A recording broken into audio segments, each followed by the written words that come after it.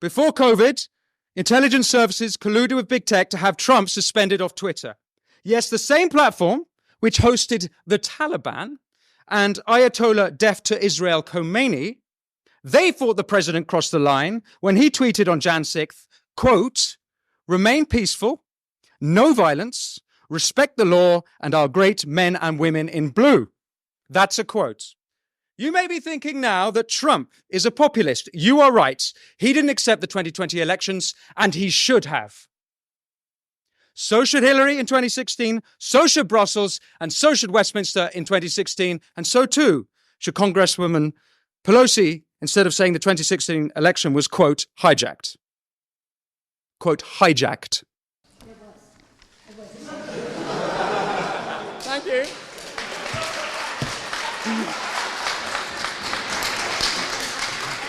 means that we don't accept the results of it. Okay. What about the mainstream media? Let me read you some mainstream media headlines. The New Yorker, the day before the 2016 election. The case against democracy. The Washington Post, the day after the election. The problem with our government is democracy. The LA Times, June 2017. The British election is a reminder of the perils of too much democracy. Vox, June 2017. The two eminent political scientists say the problem with democracy is voters. New York Times, June 2017. The problem with participatory democracy is the participants. Mainstream media elites are part of a class who don't just disdain populism, they disdain the people.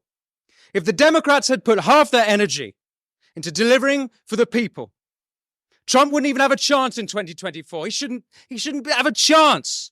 You've had power for 4 years. From the fabricated Steele dossier to trying to take him off the ballot in both Maine and Colorado, the Democrats are the anti-Democrat party.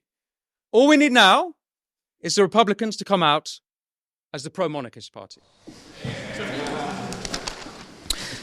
Ladies and gentlemen, populism is not a threat to democracy, but I'll tell you what is. It's elites ordering social media to censor political opponents.